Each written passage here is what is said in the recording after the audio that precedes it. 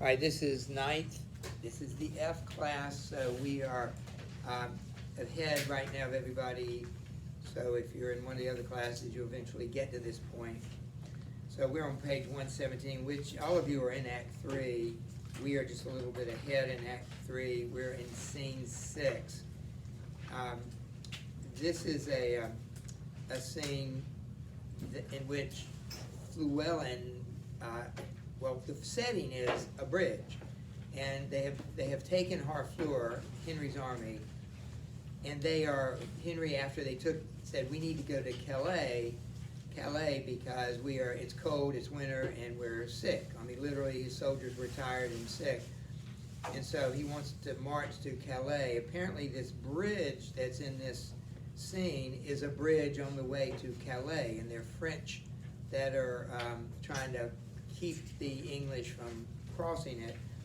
And so this is a scene in which Llewellyn is mistaken about, not surprising, he's kind of naive and kind of one-dimensional, but he thinks Pistol is a hero, and Jamie, I think it's Jamie or Gower, has to correct him and tell him that he's not. So we're on page 117, and on page 116, and I guess we need to look at the questions. Let's see, 3. All right, so let's start with question 37. All right, we weren't sure about 36. All we could say about 36 is that the scene ends with a couplet, with a heroic couplet. That doesn't surprise us. We know that that's the role of a heroic couplet, right? Have we talked about heroic couplet? Yeah. Okay, that's the role of a heroic couplet, is to bring a speech to an end, and the audience hears it. You know, you hear the rhyme, and so the speech kind of has sounds like it's over. You know, it's sort of an accepted way to end it. So that's all we know for 36. 37 is that was the scene. We did these yesterday. Yeah, We did. we're on All right, so 41. we're good. Yes, sir. All right, so scene 6. We're in scene 6, this is the scene in which we find out that Bardolph and Nim are doing what? I stole something. Yeah. They're stealing something, and it comes to the knowledge of the attention of Henry, and Henry says on page 140 or 115, we would have all such offenders so cut off. It doesn't say specifically what they're going to do, but he means literally hang them. So it would be a dilemma for most people. Do you hang your best friend for breaking your rule? Do you treat your best friend better than you would treat everybody else, or the same? It's certainly a dilemma that you would have to face. If you're going to have a rule, do you let up on the rule with people that you like, but you enforce the rule with people you don't like, or you ignore the rule with your friends, but you enforce the rule with other people? What kind of person would you or I be if that was the way we acted? Extremely biased. Yes, normally we don't like bias. There's an element of course, you're biased toward your friends and your family, but if you are a king, you're a teacher, you know, that would look really bad if you treated your own friends better than somebody else. And so it looks like a good king, he would have to deal with even his friend Bardolph, who we've never seen him interact with Bardolph in this play, but they are friends. All right, so we are now on 117. So do we need to answer any questions? 41. All right, so in scene 6, why might Shakespeare have chosen to write Henry's dialogue in prose as opposed to verse? That is a really good point, and the answer is pretty obvious. Because he's a king. No, sorry, it's opposite. It's because, I don't know. Right? Since He he's normally talking with speaks, the he's commoner. talking with a commoner, so he speaks the language of the commoner. I think that's a pretty good leader who identifies with the people that he leads. He just doesn't come from above, I am better than you, you do what I tell you to do. Henry's trying to act like he's not one of them. They know he's not one of them, but he's trying to at least show he has sympathy with them. He's not trying to be there, you know, What's 40 again? I would. to save his life, to protect him. All right, so that would be an answer to that. Number 42, do we need to do that? We got that far? Oop, not yet. So we are in the next page. Who's Montjoy? He's speaking to Roe, Yeah. to Montjoy. You wanna do it? Sure. All right. All right, so, enter Montjoy. He is a Frenchman, and I think what he's here to do, if I remember correctly, he's here to offer Henry, to negotiate in advance of the war. We'll get into that specifically, but they're trying to avoid war, and he's trying to get him to, stop from fighting. So Montjoy, you read it. You know me by my habit, Well then, I know thee. What shall I know of thee? my master's mind. Unfold it. Thus says my king, say thou to Harry of England, though we seem dead, we did not sleep. Advantage is a better soldier in rashness. Tell him we could have rebuked him at Harfleur, but that we thought not good to bruise an injury till it were full red. Now we speak upon our cue, and our voice is imperiled. England shall repent his folly, see his weakness, and admire our sufferings.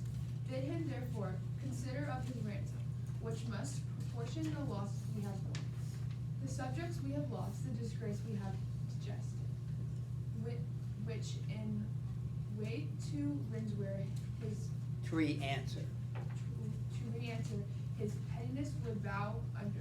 For our losses, his Exchequer. exchequer is too poor. For the fusion of our blood, the muster of his kingdom too faint a number. And for our disgrace, his own person, kneeling at our feet by a weak and worthless satisfaction. To this, add defiance and tell him for conclusion. He hath betrayed his followers, whose condemnation is pronounced. So far my king and master, so much my office. What is thy name? I know thy quality. Montjoy. Thou dost thy office fairly. Turn thee back, and tell thy king I do not speak. I do not seek him now, but could be willing to march on the Calais without impeachment. It's Calais. Calais.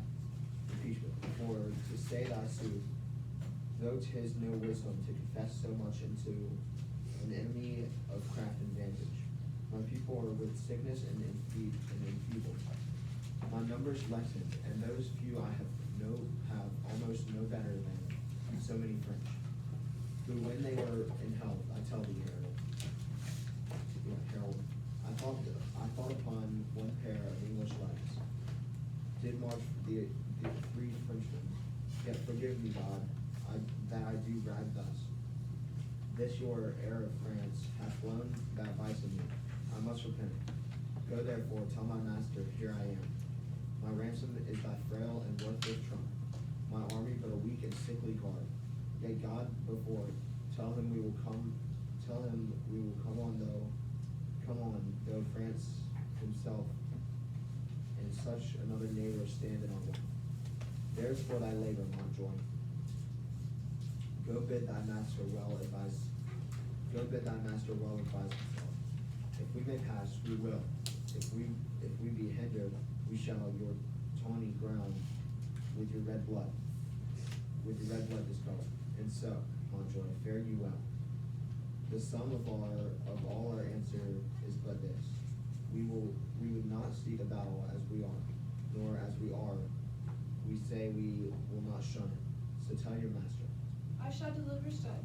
Thanks to your house. Okay, before we go on to the next part of this, let's look at the questions. All right, so with what attitude does Henry address Montjoy, the French king's messenger? 42. What is the content of his response to Montjoy? Why does he speak to him in this manner? Well, he kind of brags on the British soldiers. How so? Well, it says, I thought upon one pair of English English legs did 3 Frenchmen, so it's kind of saying that 1 Englishman is worth 3 Frenchmen. Right. Which is interesting. I kind of like the line, and we shall tawny your ground with your red blood, like Yeah, that. we shall your tawny ground with your blood ridges It's coat. tawny. It's like a reddish color, so it's like saying, we're gonna turn the ground red. With your blood.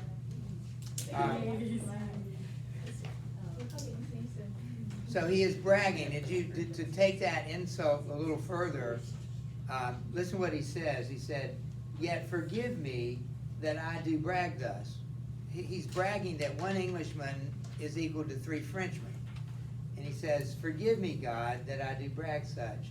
This your heir of France has blown that vice in me." Dang. So what does he say? What is the reason he bragged? He's bragging because the guy better to pun himself, like he was not being, he was saying the fact that the way he's acting is causing me to brag. Yeah, and just, yeah. Is it that like that's the way the French act? And Yeah. so he's saying that's the French blood in me. That's Is right. that why we And brag? the French air. Just being in France makes me act like a Frenchman, which means I'm a braggart. And that's exactly the way Shakespeare describes the French army as braggarts and overconfident. And he said, just being in France, I'm acting like a Frenchman.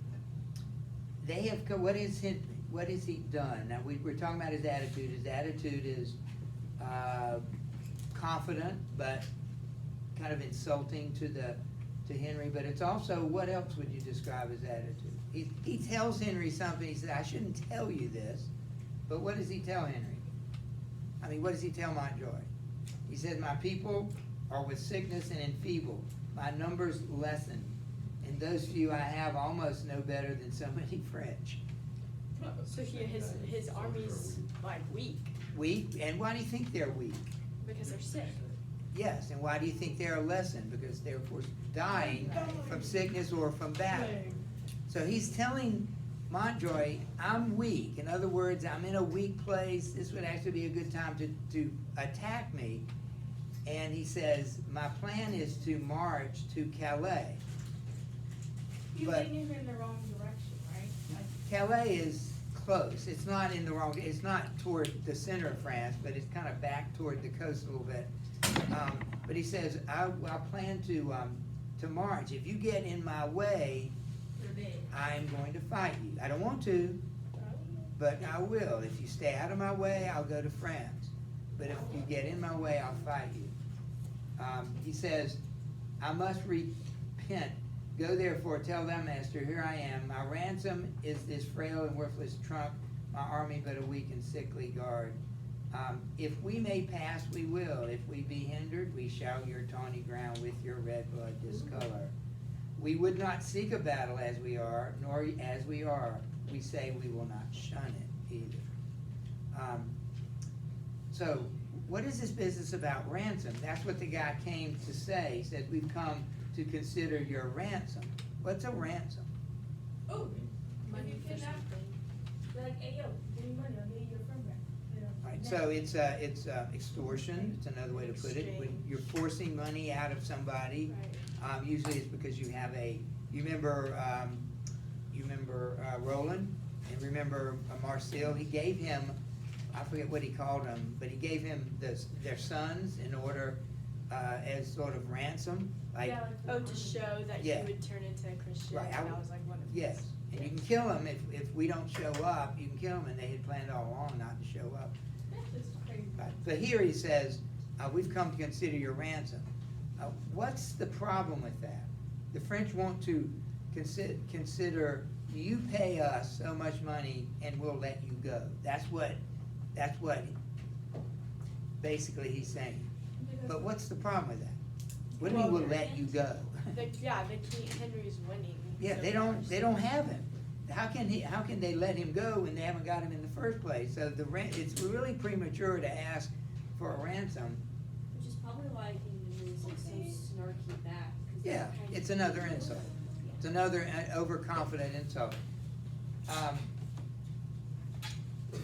Oh yeah, he says the only ransom you'll get from me is my dead body. Yeah, I will fight. That's the only way you're gonna capture me is if you get me dead. You know, this guy reminds me a little, I don't know what you think of the president of Ukraine, but pretty feisty guy. He refused to leave, that's to his credit. He's there with his troops and with his people, and he keeps making these announcements, and his speech is really, really courageous. So it's like he's a young, that's why I love reading literature or history, because you see other people that are like this person. You know, Henry is not unique. There are other Henrys. Maybe this guy, Zelensky, is like that. I don't know. We don't know much about him, but he's certainly acting courageous right now. All right, so that's the way it ends, the parlay. And so Gloucester, I need a gloss. Who's gonna? Okay. Taylor can read it. Yeah. Who go, have they already read it? I don't think anybody. No, I'm saying, do I start? Yeah, yeah. Okay. I hope they will not come upon us now. Henry? We are in God's hand, brother, not in theirs. March to the bridge. It now draws toward night. Beyond the river we'll encamp ourselves, and on tomorrow bid them march away. All right, now we've moved on to scene 7. We only have 5 minutes, but now we switch again, this contrast, you know, this contrasting scenes. We skip to the French. So he's got lots of noble, common contrast, French and English contrast, even men and women contrast with the scene with Catherine and Alice. So we need our constable. All right, we need our Orleans. All right, well, let me go with Lena.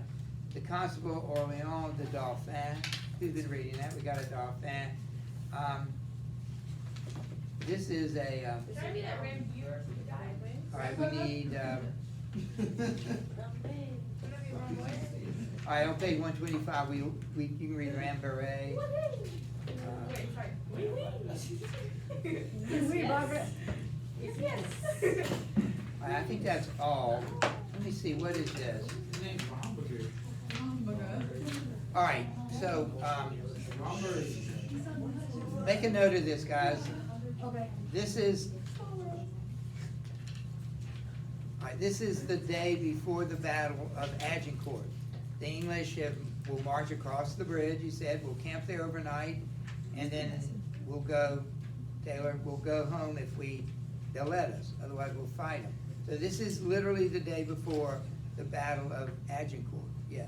How do you spell Agincourt? A-G-I-N, Agin, C-O-U-R-T. Agincourt. And so this is the day before that, and we're gonna get 2 perspectives. We're gonna get the French perspective here, and then we're gonna get the English perspective in the beginning of the next. The battle is in the next. That's the contrast right there, the English and the French. It will be in this particular case. We'll get their perspective in the next scene. So they actually take up the rest of this scene. And what you'll find, we're not gonna have time to read it, but let me tell you what you're gonna read. This is the, look at the background, 3-7, top of the page 120. Remember, every scene has a summary or preview. It says, on the eve of the battle, literally, the French nobles, confident of their army's superiority, engage in verbal competition. So they're all bragging, boasting about their armor, their horses, how they're gonna fight tomorrow, how weak the English are. So Henry was right. The French are portrayed anyway as being very overconfident. And I don't know that any one country is more that way than another, but from the English point of view, I don't think remember, there's this competition that's been going on for hundreds of years between the English and the French. They are neighbors separated by the English Channel. So anyway, we'll pick that up tomorrow. You may pack up and.